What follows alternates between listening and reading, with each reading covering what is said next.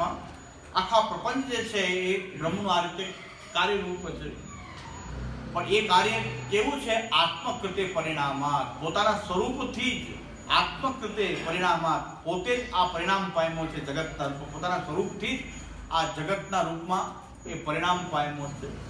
પટવચ્ચ, બધા તંતુઓ જે પટમાં રહેલા છે એવી રીતે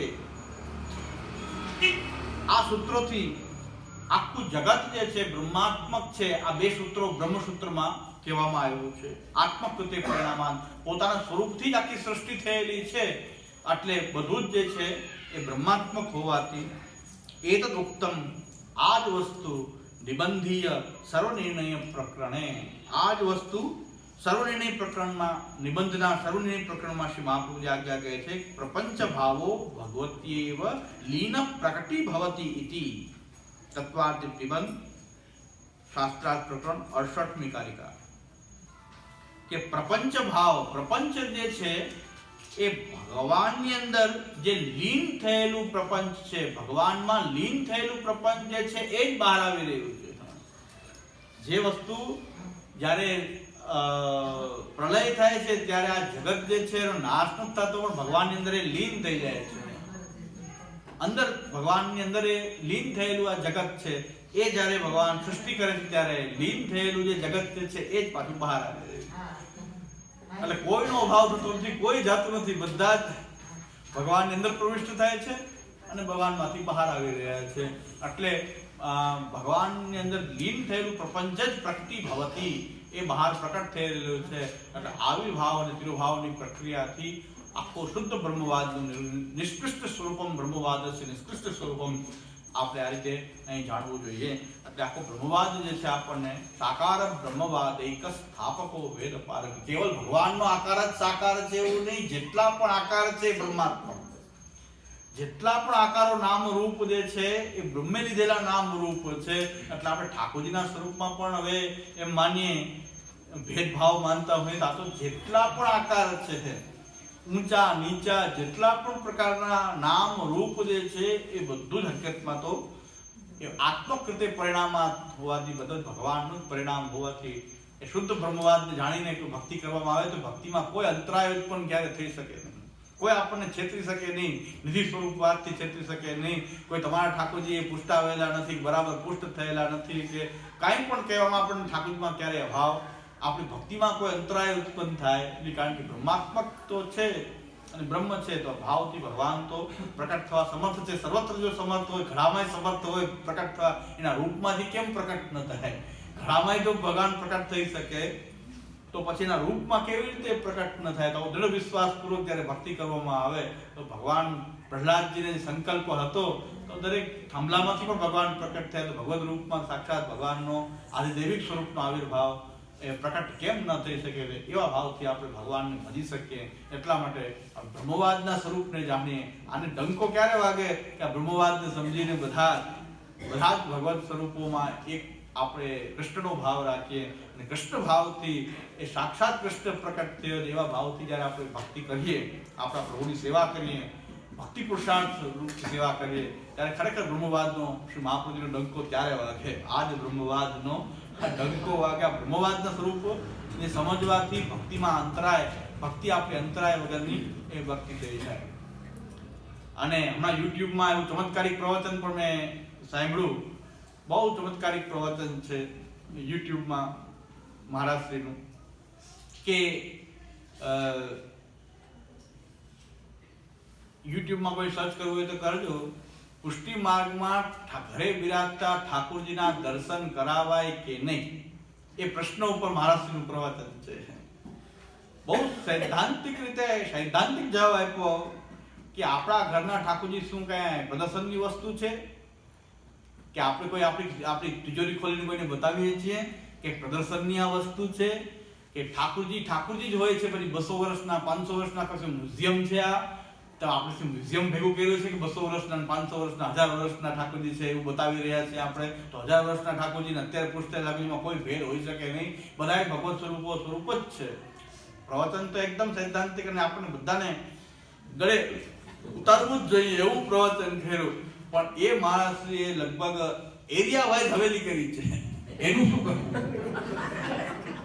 પણ એરિયા વાઇઝ જ્યાં એરિયામાં જો ખાલી કોમન પ્લોટ મળી જાય ને બધા સમજશે તો હવેલી કરી દે. એવી રીતે અમદાવાદમાં અનેક ધામ પ્રકટ કર્યા આપશે, વિદેશોમાં પ્રકટ કર્યા. તો એમ કે ઠાકોરજીને બતાવાય કેમ આપણા ઠાકોરજીને કોઈને? તો આપણા પોતાના માનતા હશે કે નહીં માનતા, કે બતાવવાના જુદા હશે ઠાકોરજી કે શું હશે, પ્રશ્ન ઉપસ્થિત થઈ જાય. સિદ્ધાંત તો મને આપણને સંતોષ થાય, આપણે ખોટું નથી બોલતા, ભલે આચરણ કરતા હોય કે ન કરતા પણ સિદ્ધાંત તો આ જ છે. એ તો એમ બોલે છે કે આ પ્રદર્શનની વસ્તુ છે, આ નિજી સ્વરૂપો એટલે શું કાંઈ મ્યુઝિયમ છે આ, કે 200 વર્ષના 500 વર્ષના ઠાકોરજી મ્યુઝિયમ હોય તો વેલ્યુ થાય. બધી વાત સાચી, પણ આખો દિવસ પ્રદર્શન કરે છે, પોતે પોતાના ઠાકોરજીને પલના ઝુલાવે એ પણ યુટ્યુબમાં મૂકે. યુટ્યુબમાં એ પણ બધા કામ પલના ઝુલાવે. તો પ્રદર્શનની વસ્તુ આ શું સિદ્ધાંત છે, શું વ્યવહાર છે કે ખબર નથી પડતી. પણ બાપુની શું ઈચ્છા છે, પણ પ્રવચન ચમત્કાર આપણે ચમત્કાર છે કે આટલું કરવા છતાં આમ બોલી શકાય. હા બોલી શકાય એ મોઢેથી, એ તો બહુ ચમત્કારિક વાત છે. એટલે વલ્લભકુંજમાં ચમત્કારિક સ્વરૂપો તો છે જ. અદ્ભુત કર્મ, અદ્ભુત કર્મ કે આટલી હવેલી હજી ચાલુ જ છે. એ નવા નવા ધામ ઉત્પન્ન કર્યા જ કરે છે, ચાલુ જ છે. હવેલી બનાવવાનું બંધ નથી કર્યું. પાછું આ વિચાર કંઈક ફરી ગયો હોય તો સારી વાત, વિચાર ફરવો એ બહુ સારી વાત છે. વિચાર ફરવો પણ સારી વાત છે ને ભાઈ. સારા સ્થાને આવી ગયા ને, એ સારી જગ્યાએ આવ્યા. એટલે તો આ પ્રકારની વાત છે. કદાચ આવો વિચાર ફેરવો તો બહુ પ્રશંસનીય છે, વંદનીય છે, ચરણારવિંદમાં વંદન કરવા જોઈએ. પણ નહીં, એવું નથી. પ્રવચન બરાબર છે. એટલે એનું કહેવાનું હું એમ સમજુ છું અર્થઘટન કે વૈષ્ણવે પોતાના ઠાકોરજીનું પ્રદર્શન ન કરવું, વૈષ્ણવે દર્શન ન કરાવવા, અમને એક મોનોપોલી છૂટ છે દૈવી જીવના ઉદ્ધારાર્થ. અમને છૂટ છે, તમને છૂટ નથી, એવું કદાચ કહેવા માંગતા હોય. ત્યાં કોઈ પ્રશ્ન તો કોઈ કરતું જ નથી. પ્રશ્ન કરવો છે કે આપ આવું બોલી રહ્યા છો તો આ બધા ધામનું શું કરવું જે આપણે બનાવ્યા છે? બધા હવેલીમાં ધામ લાગે છે, દરેકમાં કંઈક ધામ. એટલે વૈષ્ણવોને કરવું પડે ને પ્રશ્ન સામે જે કોઈ કરતું નથી. લાગુ નથી પડતું એમ તો એમ કોક બોલે તો થાય. વૈષ્ણવોને થાય ને, વૈષ્ણવોને થાય ને, વૈષ્ણવ હોય કે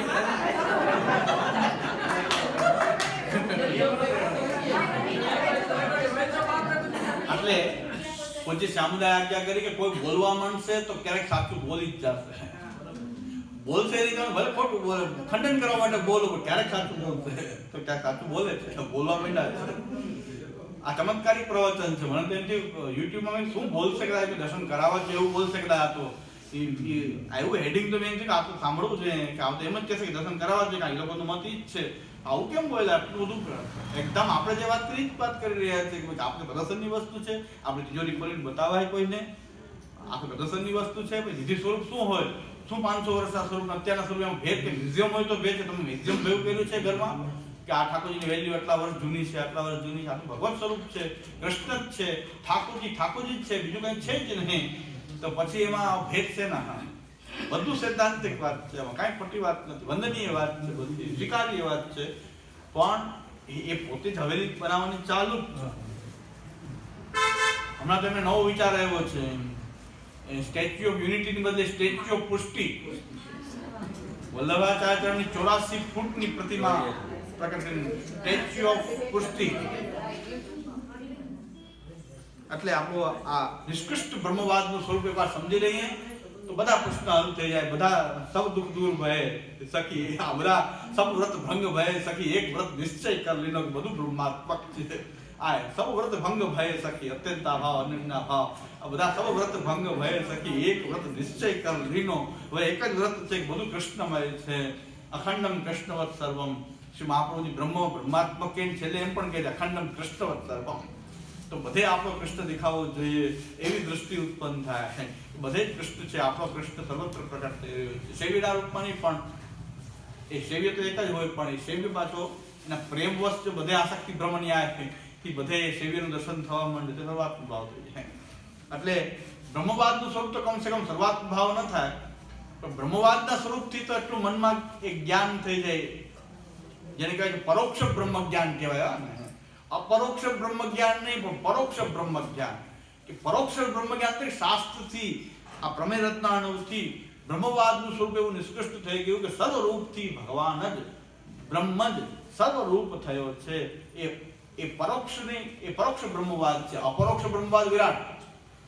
તો પૂજ્ય શ્યામદાદાએ ટીકામાં લખ્યું છે, ગીતાજીની ટીકામાં, કે જો પરોક્ષ બ્રહ્મ જ્ઞાન થાય તો મહાત્મ્ય જ્ઞાનથી ભક્તિ થાય, અને અપરોક્ષ રૂપે સાક્ષાત જો વિરાટ પ્રગટ થાય તો ભય થાય, ભક્તિ ન થાય.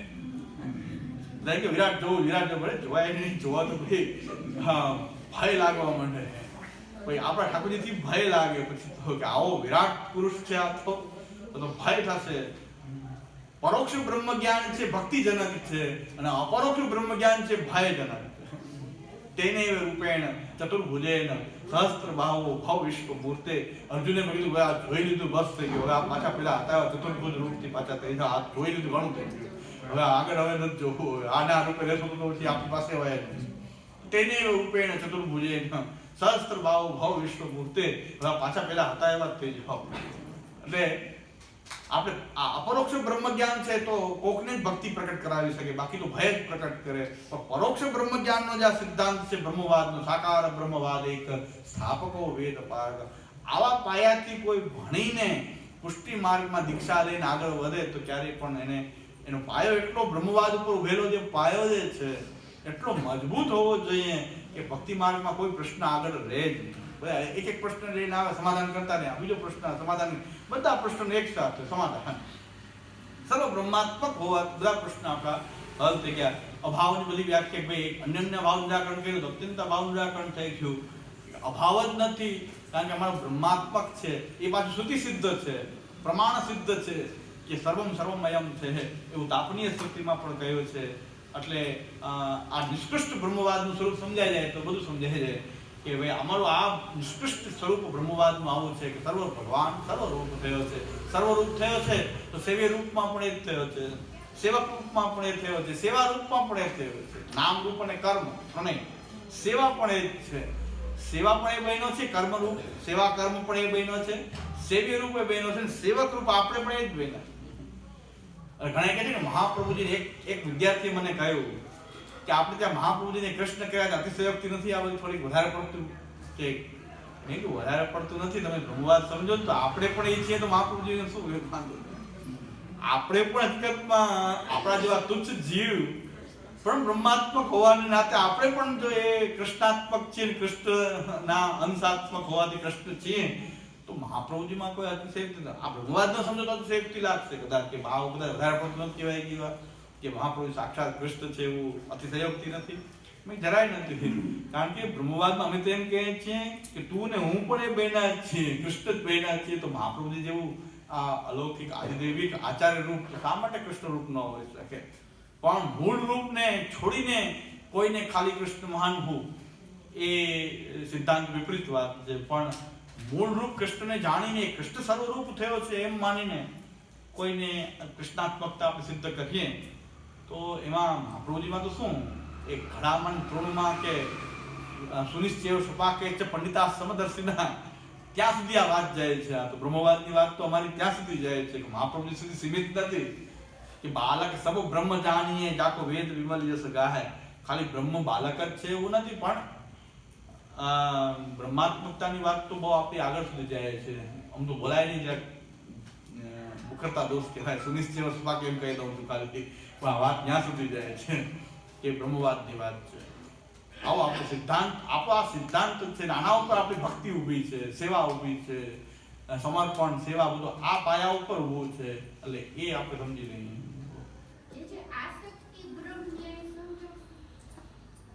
આસક્તિ બ્રહ્મન્યાય એટલે કે કોઈ વસ્તુમાં આપણે ખૂબ આસક્તિ થઈ જાય, ખૂબ પ્રેમ થઈ જાય, પછી બધે એ જ દેખાય, બધે એને આપણે એના જ વિચાર આપણને આવતા હોય, ત્યારે આપણા મનમાં પણ એ આવી થઈ જાય, હૃદયમાં આવી થઈ જાય, બધે એ જ દેખાવા માંડે આપણને.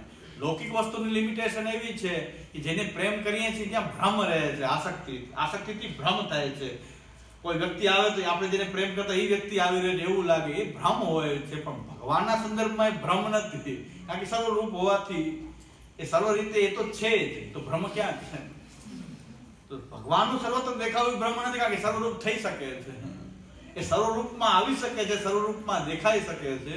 તો ત્યાં ભ્રમ પણ બ્રહ્માત્મક છે, એ એ ભગવાનનો ભ્રમ થવો એ તો કારણ કે એનું સામર્થ્ય છે કે તે આપણને ભગવાન જ બધે દેખાવા માંડે તો આપણને ભ્રમ હોય તો ભલે ભ્રમ હોય, એ ભ્રમોમાં પણ એવી શક્તિ છે કે ભગવાન તો સર્વત્ર એ પ્રગટ થઈ શકે છે. તો લૌકિક વસ્તુનો ભ્રમ ખૂબને ખૂબ પ્રેમ કરો તો એ વસ્તુ તમને સર્વત્ર દેખાય, સર્વત્ર એનું અનુસંધાન થયા કરે, જેમાં જેનો પ્રેમ હોય. બહુ પ્રેમની આગળ આસક્તિ ખૂબ વધી જાય તો પછી એના જ વિચારો આવે, મનમાં એ જ વિચારો હોય તો એ જ દેખાય બધે. તો એ આસક્તિ ભ્રમ ન્યાય છે. પછી લૌકિક વસ્તુ માટે ભ્રમ જ છે, પણ ભગવાનના સંદર્ભમાં જઈએ તો ભગવાનને સર્વરૂપમાં પ્રકટ થઈને અનુભવ કરાવી શકે એટલું સામર્થ્ય એની અંદર રહેલું છે. લૌકિક વસ્તુઓમાં એ સામર્થ્ય, લૌકિક પદાર્થ કે વસ્તુ કે વ્યક્તિમાં એ સામર્થ્ય નથી, કારણ કે આમાં આવ્યું છે નિયમન કરેલું છે ભગવાન કે એમાં આટલું જ પ્રકટ કરી શકે. પણ ભગવાનમાં તો એ સામર્થ્ય માનવું જ પડશે કે સર્વરૂપમાં એ આવી શકે છે. એટલે એ આસક્તિ ભ્રમ ન્યાયથી પણ જો ભગવાન સર્વત્ર દેખાવા માંડે તો એ સર્વાત્મ ભાવ જ છે, એ સર્વાત્મ ભાવની સિદ્ધિ છે. કદાચ ભ્રમ હોય તો ભગવાનમાં સામર્થ્ય છે કે ભ્રમને સત્ય કરી શકે. અત્યારે મને કદાચ એમ લાગે કોઈ કહે મને ભ્રમ થતો, ઘણા સાનુભાવ થાય ને તો ભ્રમ જ માને. વૈષ્ણવ એમ કહેતા કે સાનુભાવ આવું તો હોય નહીં, પણ મને ભ્રમ થયો હતો. પણ ભાઈ ભ્રમ થવો એ બહુ સારી વાત છે કે ભ્રમ સાચો કરવો એના હાથમાં છે. અત્યારે ભ્રમ કદાચ હોય તો શું બીજો ભ્રમ થવો એના કરતા ભગવાન બોલી રહ્યા છે ને માંગી રહ્યા છે એવો ભ્રમ થવો પણ સારી વાત છે, બહુ આનંદની વાત છે. એટલે એનામાં સામર્થ્ય છે કે ભ્રમના રૂપમાં પણ એ પોતે સત્ય થઈને સામે પ્રકટ થઈ શકે. જેમ કે સ્વપ્ન બધા ખોટા છે, ભગવાન વિશે સ્વપ્નને સત્ય માની શકીએ અમે, કારણ કે ભગવાન અંદર બહાર બધે છે, સર્વ રૂપમાં છે, તો એની માટે તે વસ્તુ સત્ય છે. અને ઠાકોરજીના સપના હોય, ઠાકોરજી વિશે કઈ સ્વપ્ન હોય તો સત્ય છે, બાકી તો સ્વપ્નની સૃષ્ટિ તો મિથ્યા સૃષ્ટિ છે.